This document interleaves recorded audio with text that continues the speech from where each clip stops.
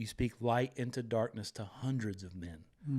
But God. Then you will know the truth, and the truth will set you free. Do you believe in life after addiction? You better believe it. Now, the host of Life After Addiction. Hey. We're back. We are back in the saddle again. Carl was giving me notes there. I don't know why I did. I should have just done this. Oh, God. Dude, it's like this. Gosh, if we can make that a, what's it called? NFT. If we can make Chitty's commercial hands at NFT, someone that knows how to do that, please. That'll make a lot of money, I'm sure. Speaking of that commercial, hey, we got the merch, we got the hat, we got the hoodies, we got the tee, all at s2l.net. Yes. s2l.net. Go and check those out. They help out a good cause. We've seen some alumni send some pictures in. That's pretty cool. Yeah. And a lot of different states. So go check that out. That'd be great. If you missed last week, episode 25, we entered into a series, kind of a get to know the host series. Yep. We explained, hey, we're not vain in this, and it's not really something that we're like wanting to do. But we were encouraged to do it. We think it'd be cool as we really are in a, hey, this podcast at 25, at 6 months, or however many months 25, 26 weeks is. Yeah, I mean, six, going on 6 months of weekly putting this out. We feel like the podcast is established. We're going to move forward with it. We're going to put some more effort into it, change some things up pretty soon. Maybe even, so we're all in. We're invested now. The trial period of it is over.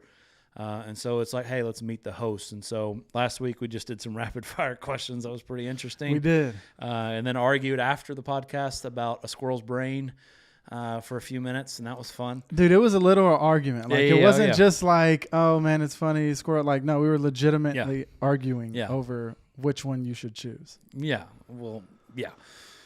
Which is not really a choice, but you think it is. But anyways, today and then next week we're gonna do a testimony for me. But today it's gonna be Ryan Chidester, aka Chitty, aka Chitty Chitty Bang Bang, aka Squirrel Brain. Oh gosh, I was actually calling some of our other staff members at the lodge that last week. So today we're going to talk about, I'm just going to ask you, man, share your testimony. I'm going to kind of engage and ask some questions at certain points, but man, let them know. And we don't have pressure in these next two episodes that it needs to be 25 or 30 minutes. It could be 10 or it could be 40. We're not putting time restraints on it. Just, share your testimony. And Ryan and I both have shared our testimony before. So, man, let's rock it out. Give the people an insight of man, the carnage and the salvation and just the life you have now. Yeah, so I usually like having bullet points or notes for these, but man, I'm just going to speak from the heart and share my story. So my name is Ryan Chidester. I am 32 years old, born and raised in Houston, Texas. I have the most amazing mother, the most amazing father. I have an older brother named Brandon. He's 34. And I have a younger brother named Connor, and he is 25, I believe. So I grew up, man, in an amazing family, amazing support system. We were just really tight-knit, did everything together. My father, taught me morals, values, what it was to be a man, to be a protector, to be a provider, to be responsible, to have work ethic, to have drive, to have all these things. And my mother was just an amazing nurturer. She just showed me what true love was and supported me through every endeavor that I ever went through or embarked on. And so, growing up, man, my childhood was amazing. I have nothing but like the most fond, loving, amazing memories, There's nothing traumatic that happened in my life as a child that caused me to do X, Y, Z. I had an amazing upbringing, amazing family, amazing group of support and friends. And so I would say it'll start, I like telling this. So the first thing I ever wanted to be, my mom said, was a pumpkin. You realize fairly quickly you can't be a pumpkin. Maybe I've had a squirrel brain this whole time, but that's a story for another day. Making sense now. Why? Yeah. There you go. So then the next thing I wanted to be was an ice cream truck driver because I always wanted to just eat the ice cream, right? I'd have my own truck full of Yeah. ice cream that I could eat for free is what I was thinking as a kid. Yeah.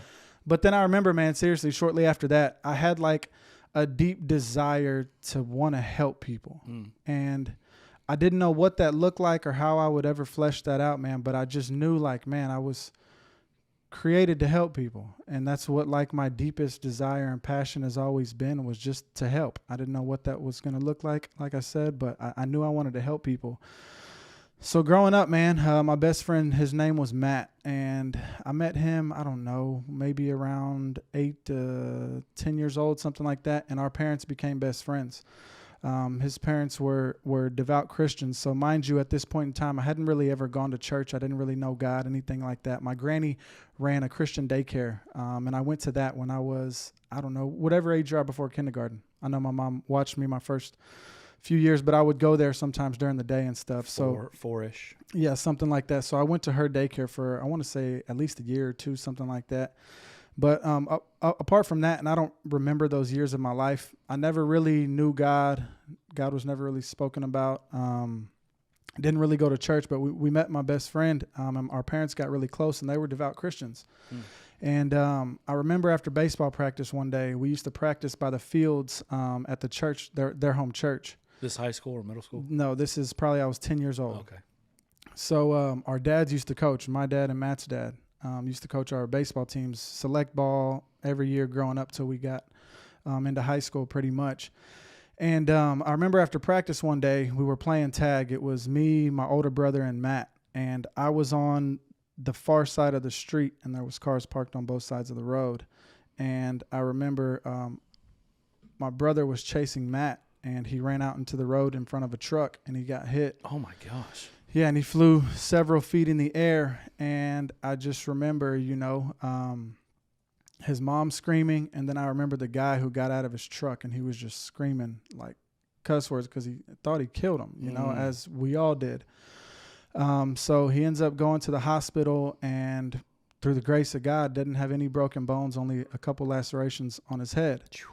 And I've never actually had this conversation with my parents. This is just me recollecting through these years. But I think from my perspective and point of view, that might have sparked something within my parents, about their faith. And so we would go to church, or I would go to church on occasion, I remember after that, whether it be an Easter service, whether it be a Christmas service, certain things like that. Mind you, I never really dove in. My parents got baptized, and I want to say this was after that event, if I'm recalling correctly, after Matt getting hit by the truck. And me and my older brother ended up getting baptized with them. This was maybe when I was around the same age, 10, 11, 12, something like that. Granted, I didn't know what confession I was making, Yeah. It's just what a lot of kids do when your parents ask you to get baptized with them, And so I never had that like foundation of faith in Christ, nor did I have the knowledge of who Christ was, or his love, or his grace, or his mercy, or forgiveness, or all the things that encompasses. So I get in, we'll go to my high school years. I get into high school, and I didn't realize this until coming to S2L, but I realized once I got here that my identity during these years of my life were in sports and women. Those were my identity. Yeah. Those were the things that I found joy, that I found assurance, that I found security. Those were who I was, how I excelled in sports, and how, my relationships were going. And you were good too, right? Good sports player, good baseball player. Yeah, I was good. I was blessed with abilities to excel in sports, certainly. So those were what I did. I also started drinking and smoking weed, seemed innocent, seemed harmless at the time. Everybody's doing it. Exactly. And so I started engaging in those things. Now, I wouldn't say I was addicted at that point, but at the same time, it's like I did it all the time. Yeah. It just, whenever I think, or sometimes we think of addiction, it's like, it's not addiction until it's taken your life and your family and your job and you've been to jail. But I guess by definition, I would have been addicted to those things because I did them frequently, at least smoke weed. I didn't drink, but on occasion at parties and stuff like that. And so, man, it seemed innocent, but I still had my identity at the time, which was sports. So that took precedence over everything. You know what I'm saying? The other things can be put to the wayside and I would have been fine, but it was sports. So I was going to play college baseball somewhere, maybe at a JUCO or something like that. But I decided to go to Texas State University with my older brother, he's 2 years older, and he went there. And so I was like, man, I'll know some people, get to have the college experience. I already have a bunch of buddies who are out there. So I'm going to go ahead and forego trying to play college ball and go to Texas State. So I end up moving there. This is 2009. I graduated high school in 2008, so this would have been in 2009. And I move up to San Marcos and enroll in school there. Things quickly came to a head because I realized, okay, now I don't have sports. You know, I never thought anything past that. What was I going to do? Now, mind you, I didn't really have the identity perspective on life because I didn't know Christ yet. But I realize now that my identity was solely in sports, and so that was taken from me. Part of you was gone. It was. College, it was. You couldn't identify what it was, but there was an emptiness that you hadn't felt, and now is there. Perfectly articulated. Yeah. Yes, there was an empty void that, like, okay, now what? I never thought about what I was going to graduate college with, or what degree I wanted, or what something that intrigued me. Because I'm the type of person I have to be interested in something to like engage fully and give everything. That I have in me to do it or to accomplish it. And so, that part of me, that void was there. And so how would I fill that void apart from sports? You know, okay, then it was women. And then also, like I said, it would be weed or alcohol. So I would get in various relationships, mind you, or I would start smoking and start drinking, and things just progressively got worse. And this is a very quick progressively got worse, you know. Away from home for the first time, you're your own person, you make the rules, there's no... Everything that life encompasses. The freedom, just the ability to go to class, not go to class. There's no more someone taking attendance, just everything, you know. I had the world at my... Yeah, no one's calling your family when you're not... Exactly. So just everything that encompasses, and I wasn't mature enough to handle everything that entailed because of, you know, my addiction, you know. Now, granted, it wasn't full-fledged at this point, but it was definitely still present. Yeah. So, I got involved in the wrong crowd there, you know, start selling, you know, drugs and stuff like that. And I ended up failing out the first year. Well, I guess you could say I just quit. But, I failed out essentially, you know, didn't go to class, didn't do anything. And so I ended up moving back home after that, and I went to a junior college. I get home, still having these identity issues. How does Ryan feel them? I meet a woman. Her and her mom and her sister are going to be moving to Austin, Texas in the next 6 months. So what does Ryan do? Ryan moves to Austin, Texas, right? I get a year lease with this woman. We move in together, and she leaves within, I'd say, the first month or two. Goodness. So now I'm just destroyed, right? Fruitful. Now I'm distraught, dude. I remember calling my mom every night crying and talking about how I didn't want to live and life sucks and yada, yada. Are you open to talking about why it ended in just 2 months, or is that for another day? I mean, for another podcast? No, that's right now. Absolutely. I like that. Yeah, dude. Insecurities, jealousy, smothering, suffocating, pride, anger. I mean, just everything. I didn't know who I was. Yeah. Apart from Christ, I'm lost. Whew. Like, I don't know. I'm trying to move with the ways of the world. And whether it be to be popular, to have some, you know, assurance from other people, or what's just all the things that entails, not knowing who you are. You're just flowing with the ebbs and flows of whether you want to call it culture or whatever it may be. And she was on the throne of your heart. She was in Absolutely. a position of fulfillment of who you are as a being. Yep. And she should have never been there, so of course it's going to end badly. Yep. Yeah. Absolutely. And then that causes the, you know, let me smother this, let me suffocate, I'm super jealous, I'm, you know, worried she's going to leave me or cheat on me, or all these just different things, because I didn't know who I was. I wasn't able to steward my own life, let alone try to steward another's life, you know? And so, so she leaves, and I just remember feeling distraught. And I think this is when I ended up getting an apartment. So I had a lease break on that apartment, and I got another apartment with a buddy of mine, or maybe that story's reversed. But anyways, So yeah, I ended up staying there for a year in Austin essentially, and moved back home to my parents' house. Mind you, this whole time, right? I don't want to go into the depths of it, but I'll touch some areas. But my addiction is progressively getting worse and worse and worse and worse. So like I said, it started off with weed and alcohol, right? Well, when you're using those things to cope, right, and those are part of who I thought I was, or who that it's just, it was a part of me, man. Yeah. It was. And I didn't see it through the lens that I do now. It's my life. I can do with it what I want to do. Yeah. Now, it hadn't destroyed everything at this point, so it was only affecting me. Yeah. Or so I was saying. And I'm it's a going to ticking do time bomb, but yeah. Right. I'm going to do what I want to do with my life. Yeah. Because it's my life. So as all this is progressively getting worse, I end up moving back home, and I get a job at a company. Just for personal matters. I'm not going to say the company or anything like that. But anyways, so I worked there. I start out driving, and I end up working my way up to being a warehouse manager. He was working for Brown Squirrel Furniture. Brown Squirrel Furniture, yeah.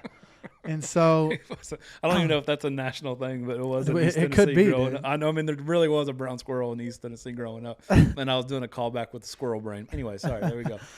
So I ended up getting a job with this company, started driving for him, ended up being warehouse manager for him. And I went out to eat. This is, I would say I was 25 or so at this time. Mind you, I hadn't done many hard drugs at this point. I had taken pain pills, weed, and alcohol up to 25 was like my main thing. Yeah.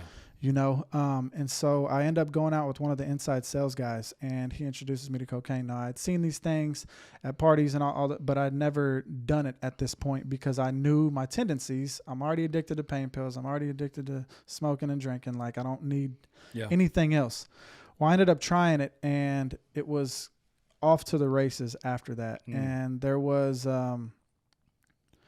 several years of just darkness and destruction. And I didn't want to live for the longest time, man. I didn't know Christ at the time either. So mind you, from probably about, I don't know, in my early 20s to 27 when I came here, I really had no desire to live. Yeah. I didn't have a desire to live at all. In fact, the only time I used to pray was for God to kill me, right? If he was real. I wanted to just... Let's open into that, because I mean, I've heard you. I mean, and when you say that, that's powerful. I remember whenever we talk about prayer or learning to pray or anything with prayer, that's something that you bring up, right? And so let's dive into that. And I think I'll offer what I believe, and then you move on, and then you can elaborate. But it sounds as though if similar to the way my mind was, and maybe many people's, but it was your value, your worth, your identity were in things that were fleeting, literally, or like a person or a feeling. Your identity and your worth, you were in a feeling, or you were numbing that feeling with something that was fleeting as well. And so you're smart enough, and God's given you a brain enough to know that big picture, this is meaningless. Yeah.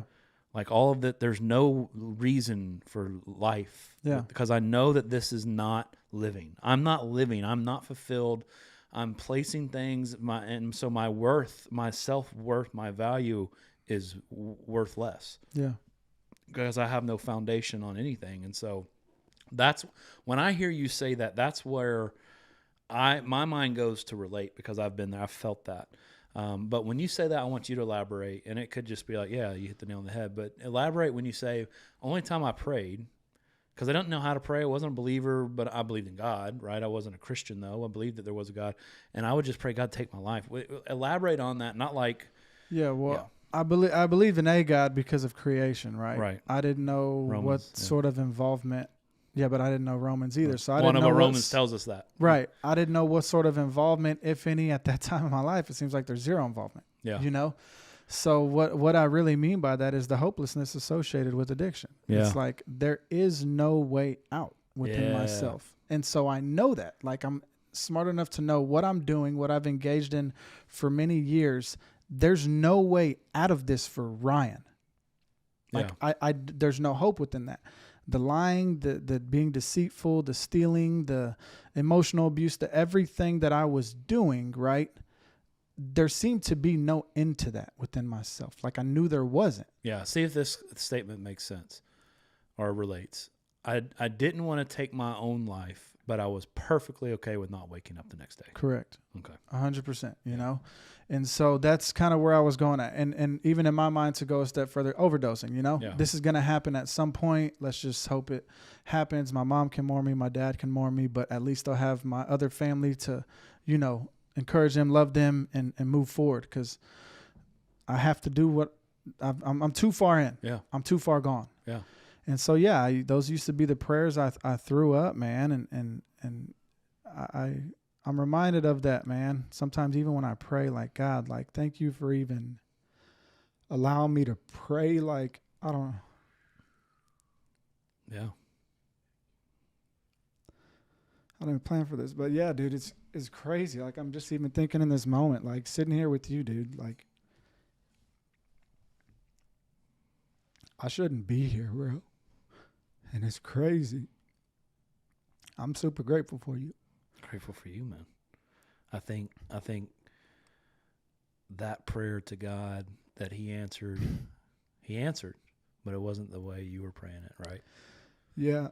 And so, man. Although you did accelerate that. And I remember, I mean, even in the documentary, the powerful story. Is that the same friends, by the way? Am I connecting a dot? The mom in the backyard? No. That's a different friend. Yeah, so I'll get to that.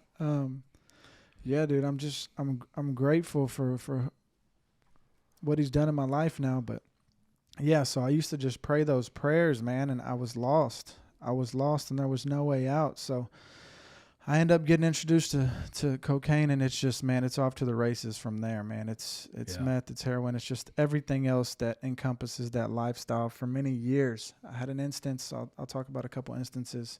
We're good on time. Yeah. There's no time in this episode. Yeah, so there was one instance, you know, I actually was, oh man, where am I going to go with that?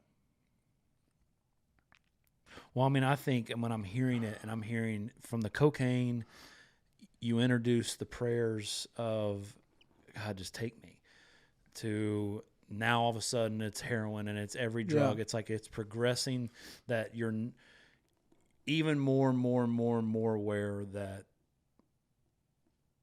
my life is not what I want. It's killing me. And all I know to do is to numb it, because I have no way out of this addiction. There's no hope here. And so the only thing I could do is to numb it. And in order to numb it, the more you're in addiction, man, the more and more different things you have to do, to where at some point. So then that's exactly true. And so then there was like two specific things that happened that like really, I guess you could say, opened my eyes or woke me up. But I was driving home one day to my parents' house. This is in my later 20s, and I ended up, I guess, nodding out at the wheel. I don't remember what I was on, but I ended up nodding out, and there was a dad and her daughter getting in the car. They were parked on the side of the street. I'm like, mind you, 2 or 3 streets down from my parents' house. I guess I nodded out, and as they were trying to get in, I guess the father ended up grabbing the daughter, and they were able to jump on the other side of the car because I smashed straight into him. And I remember waking up, and I like pinballed off, so I just was idling down the street at this point and looking in my rearview mirror, and he's like chasing my car. And so I pull over into this semi-cul-de-sac, and I either had drugs on me and I put them under my seat, and mind you, he's standing right there at this point once I get out, because I didn't go very far after I hit him, or I had drugs under my seat and put them in my waistband. Anyways, I ended up calling my mom, telling her, hey, I'm right down the street. Will you please come here real quick? This guy's going to call the cops. You know, I was looking at my radio whenever I looked up, I hit this car. So cops end up coming. He doesn't, the guy saw me like stash the drugs, and he didn't say anything about it. I obviously told the cop that I just was switching the state radio station and looked down, and so I didn't go to jail. I didn't get a ticket, anything like that, man. But that was a moment in your life that you're like, oh, wow. I'll never forget, dude. I was leaning up against the door, the driver's side door in my car, and my mom pulls up, dude, and like, man, if you ever seen like a look of like just hopelessness and just devastation and just destruction and what I had done to her for so many years, like it was all right there in front of me. And I just remember thinking in my head, like, God, is this ever going to stop? Because I'm not, mind you, I'm giving a very brief overview of like how truly dark and lost I was. And I seen that on her face, and like it did something to me. I still think about that day, and just even her telling me flat out, "You're gonna kill me." Yeah, like, and that was the point. But probably, or those stories are the point of saying, "God, take me," because it was obviously it sucked for you, but you realized I'm causing pain and destruction in my family's lives and people I love's lives, and that's one of those moments that hits you like that. That it's like. That sucked, and even if I would have gone to jail, that would have sucked. But to see my mom's face and to know what I'm doing to her is worse. Yeah. Or something, It is. Those are some of the toughest things. It's like I'll deal with my sheesh as it comes, so to speak, and yet you don't know how to stop it. Right. There's no hope in your mind. There's no hope. There's no hope. Right. But I think what you're saying is how I feel as well. Like hurting those who love me and the ones most important to me around me is worse off than me experiencing the pain of what I've caused. Right. Yeah. I can deal with that, but it's what I'm doing to everybody else. And there was another situation where, I had a friend of mine who I played like T-ball 5-pitch with, but I hadn't seen him in many years, and he hit me up on Facebook one day. And he asked if I wanted to hang out. And so I knew the crowd he was running with. He knew the crowd I was running with. I knew what that entailed. Do you want to get high? And so I go over to his house. And mind you, I didn't know this at the time, but like his mother was like a just spiritual warrior, man. Just a prayer warrior. Was a part of the church, served at the church, just all those things, man. And I remember we put 2 lawn chairs up in his backyard. And we ended up doing some heroin, and this was 2017. I remember doing it, and the last thing I remember is like looking up. Now, I'm not saying I saw the heavens or anything like that, but like the clouds were just a vivid white, and like the sky was just the brightest of blues.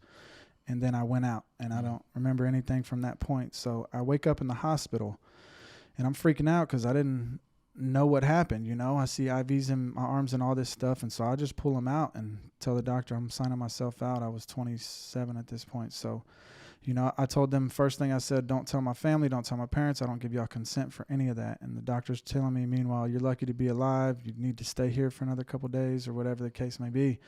But I just left, and I really, really, really started to ponder like the meaning of life. Like, how was I just dead, right? And like, yeah, so you had died from an overdose and was resuscitated. Yeah. That's what took place from the time that you went out to where you woke up. Right. Yeah.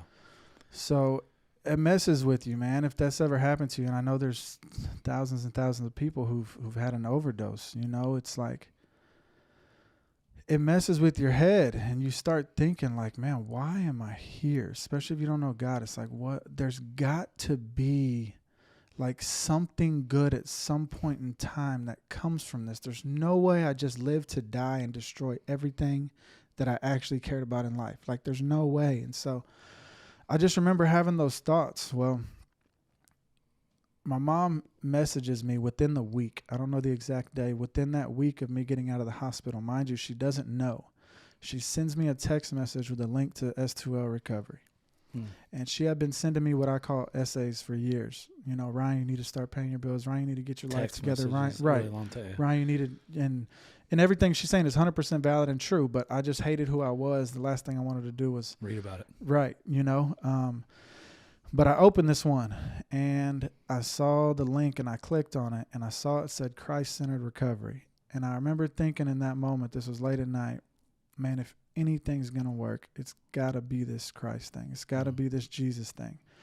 So I went to my parents' house, and they got me on a plane that next day, and I ended up coming to S2L. And first church service, man, this was Father's Day 2017 at Pleasant View Baptist Church, Brother Jeff. Father's Day. Heard the word of God preached, man, and I was just overcome with the presence of the Lord, dude. And in that moment, man, it's like, there's a way out, bro. There's a way out. There's hope. There's hope. There was a way out. And like, for those who've had like an encounter like that, man, You can't describe it because I was so convinced that this is just what it is for so many days, so many hours, so many weeks, so many months, so many years that, man, to know that there's actually a way out, dude, and that I am loved and like. But God being rich in mercy. Yeah, you can't describe that. And so. That's the moment that we describe as a staff of with the lights coming on in the eyes. When all of a sudden there's a way out. When all of a sudden hopelessness becomes hope-filled, and that love begins to mean something different than just for God so loved the world, and you just regurgitate it and you feel it. It's personal. It was me. It's you. Like it's for I God know so you. loved I me. see you, Ryan Chidester, Yeah. for all that you are, and yet even while you were yet a sinner, Christ died for you, and it just hits you in a way. And it's like, so it's even now, it's overwhelming to think about, man. Yeah, it is, man. So that moment happened for me, and I knew from that point forward, freedom was possible. Ooh. I knew that I was loved. I knew that I was known. I knew that I was heard. I knew that he was with me. I knew that he was in me. I knew all these things. I knew those in the depths of my soul, in the depths of my being. I knew those things for certain. He had given me assurance of those things. So let's fast forward all from that point. Yeah. Let's fast forward all there's trials and tribulations and things that took, but I want to more focus on from that moment, what does life look like? Yeah. Right? Like, obviously he's been open about on the podcast, man, it took me a couple tries, but it was different because even then when I've messed up, I had conviction and I knew that it wasn't hopeless and I could just turn and I needed to repent. You've gone, and so he's open. We're not hiding that, but talk about from that moment, from Father's Day, from there's a way out to just the sanctification in your life. And like now how your DNA, I've heard you talk about let's talk about, like, tell me about that. Okay. Tell me about that. I'm going to share one more story. Yeah, please. I'm going to end with that. Yeah, please. But I have this coloring book in front of me, and it's crazy. Like, it's not going to make any sense to y'all, but if you knew where I was and what I had been through in this season when I started doing it, you'd understand why it's so meaningful. But I used to lie to my parents about going to work some days, or having jobs, because I tried everything to stop doing drugs, quitting jobs so I wouldn't have money, just all types of crazy stuff. So I was going to work a lot of times, and I would need somewhere to just lay my head or rest, because you can only drive around for so long with no money, no gas, nowhere to go, nothing like that. So I used to go to Barnes & Noble because I realized if you had a book or whatever, you could fall asleep and no one would really bother you. And so, man, I picked this up one day, and it's Bible verses, right? It's very scripture. book? This book wow. during this season. I didn't know God, dude. I didn't know God. I didn't know him, dude. And it wasn't like, oh, that's Bible verses, I'm going to pick that out, color these because this is going to help me. Nothing like that. It was just simply a coloring book, because I used to color and doodle and write music back in the day when I'd be tweaked out or whatever it was. And I picked this up, man, and I would color verses in this, not even knowing God, dude. And I was crushed. So I don't remember exactly when my mom sent it up. It might have been after the first time that I got out of the program. They sent all my stuff here because I moved to Murfreesboro, or if she sent it at a later day. But the first time I got it, I opened it up, and there's 3 different pictures that I colored in full that I'm going to have Carl pop up as I read them. And the verses just broke me, man. So I'm going to read the 3 verses that I've colored in full, and Carl will show y'all the pictures. But the first verse was Psalm 37:4, and it says, "Take the delight in the Lord, and he will give you the desires of your heart." And man, I'm reading these, mind you, and I'm remembering I'm in the moment of like doing this and just seeing God's sovereignty and hand over my life, dude. Like, it's crazy. Like, if you knew the season I was in, dude, it was so dark and hopeless during this season, dude. Yeah. As I'm coloring, it's so dark. Yeah. Like, so dark. So this very page was colored at Barnes & Noble's. Was that detoxing, withdrawing, all that, using drugs, trying to hustle up the next fix, everything. Wow. All that. Oh my gosh. And this next verse is 2 Samuel 22:31. It says, "The Lord's word is flawless. He shields all who take refuge in him." And I'm breaking when I read these, man, because it was crazy. I just, And then there's one more. And this is 2 Kings 22:19. It says, because your heart was responsive and you humbled yourself before the Lord, I also have heard you, declares the Lord. And just how fitting this is, like, you see how I just wrote like this one. Like, bro, if you knew the season I was in and just how intricate in which the Lord was like pursuing me, man, like pursuing me.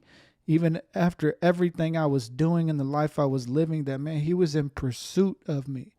I was that one sheep that was astray that he would leave the 99 for, just as any of our listeners or viewers who have ever, experienced being lost as well. And it's, man, this is something special to me, dude. Like, it's so special to me. So I wanted to share that. But yeah, to get back to, what my life looks like now. Well, let's stay there for just a second. These are, I just want to explain the way I'm feeling right now. I don't know if it's the same as the viewer. I think you and I have a history, and I was honored to be able to walk with you during these times. And there's tears happening as he's reading these, and I'm crying and he's crying, but there is a joy that's bubbling up in me as I'm even seeing, as I've trying to process that. Right, that you drew on that in 2017, 18, whatever it was, and no knowledge of who God was besides you believed in a being that created all things. And you're in this place to pass time because of a lie that you had to be somewhere because your parents think you're at work, so your car has to be somewhere, and you have to pass time. And so you're in this place, you're probably on your phone or whatever, trying to score, trying to fight off these withdrawals, probably having restless leg, probably thinking no hope, and all of a sudden you got to rent a book because you're going to get kicked out, or you got to buy a book because you're going to get kicked out if you don't. You can't just sit there and not be reading, and so you're in there doodling with all of this devastation, pain, self-worth gone. And I know I'm entering that pain now of just like, I've done that. Wasn't at a Barnes & Noble's, but I've had to go hide because I'm supposed to be at work. I had to go and hide while I'm plotting. And the drug dealer's never time on punctual. And so it could be 11, but it'd be 3 o'clock. And it's just your whole life revolves around this. You are a puppet on a string. Then there's no hope. To think the joy of seeing that right now and knowing that if God says it, so be it. And then know, like you said, his sovereign hand on you, man, that is, I never knew this. This is hitting me. I didn't know about this book. I didn't know about this coloring thing, right? And it's like, although it's emotional and I'm with you engaging in the emotions, there's nothing but joy as I'm seeing that, dude. To be sharing this desk with you now, to be the inspiration that you are now, that I know of for so many over the last few years, and me, to seeing what you're doing, like, that just gives God glory to me. And it's like, you kidding me right now, dude? It's special, man, because even apart from doing those things, in the times that I would say I was at work, that's all I would do at night when it was just me, is I would write. My words held no weight, and rightfully so. And you feel so alone and misunderstood that, like, I would only really desire to talk to myself and write down and articulate my thoughts on paper and just color and do those things. So, man, this is special to me. But yeah, man, life now, it's like tears of joy, dude, right now. It really is. It hits me because it's so easy to take for granted what God's done in my life. Yeah. Like, it's so easy. It's so easy to take for granted. And I'm just reminded of really, like, the fact that I'm sitting here, dude, and we get to share our hearts and do a podcast together for, even if it's one person, dude, that it helps. That's all it's for. I was that one person. Man. That's why we're sitting right here, because that one person, dude. That's it. For that one person who may hear something, man, that they may cling to a word, a verse, an idea, something that they're like, man, it does something. God uses that. Just as he used this for me. Yeah. Just as he uses that one thing. There is hope. There is. There is a way out. There is. You are loved. Yeah. No, and what you've done is fully seen by God. And yet, while you were doing it in history's past, Jesus knew that and willingly went to the cross. Isn't that wild? Yeah. So yeah, man, my life now. Married, 2 kids. You have a. Well, wait. Sorry. That's future. That's, single. That's live future, at a ministry house with several other men. That's future casting. He is single, which we've talked about on a few episodes. We have. But about to graduate college. Yeah, about to graduate college in May with a ministry leadership degree, man. I'm a teacher here. I'm a recovery coach. I've had the opportunity to do several different, whether it's, news interviews, whether it's speaking at a church, whether it's being on the documentary, whether it's Preaching teaching Catapult. one of our Catapult, doing one of our principles from the Right Now media stuff. Yep. That thousands and of it's people are not, seeing. it has nothing to do with me is why I say those things. Yeah. Like nothing, man. Like who I was is who I described to you before Yeah. I knew God. Like that's what Ryan would do. Yeah. That's Ryan's natural desires is to be my own God and behave in that manner. And it's only what Christ has done in me that gets me to where I'm at. Yeah. And that has placed me in this position. But even the influence that it's had on my immediate family, my brother, my dad, my mom, like, man, it's so beautiful to see the ways in which the Lord has worked and is working in their lives as well. And just the impact, God turned my life of being a burden to being a blessing, and just how I can offer insight and wisdom and shed light to certain things and counsel and everything like that, man. To It's hundreds of men. yeah. Personally, hundreds of men. The Right Now media stuff, we don't know the numbers, but I would say the Right Now media, just based on what I've been sent, it's a lot. But hundreds of men you've personally, because your heart was responsive and you humbled that yourself not- before the Lord, I've also heard you, declares the Lord. And so the prayer, God, kill me. God, take my life. There's no hope. God, I don't know you, but I know that you're there. Just take my life. My parents, they have my other 2 brothers, and they'll mourn me for a bit, but they'll be okay and they'll get over it. God, take my life to what God says. I heard your prayer. Now you've been put to death in Christ. You're spiritually alive, and you speak life into death. You speak light into darkness to hundreds of men. But God, being rich in mercy. Kidding me right now, dude? I mean, just these 3 verses, even when you pop them up, man, it's incredible. But yeah, I want to finish with this verse, man. It's the first verse that I've ever memorized and put to memory. And I really want y'all to meditate on these things. But it's 1 Corinthians 10:13. And it says, "No temptation has overtaken you that is not common to man. God is faithful, and he will not let you be tempted beyond your ability, but with the temptation, he has provided the way of escape that you may be able to endure it." God is with you. He is for you in every trial and every season and every adversity you encounter. God is with you. Devote yourselves to the things of God. Seek him, pray to him, cry out to him. He is with you. He is in you, and he loves you. And this is something that, man, is very near and dear to my heart. So really take heart in that verse. Let's meet the host, a little glimpse of Chitty Chitty Bang Bang. Guys, that's life after addiction. Life After Addiction is a production of S2L Recovery. If you have any questions you'd like answered on the podcast, email them to info@springtolife.net. That's info@spring2life.net. And for more information on addiction recovery, visit s2lrecovery.org.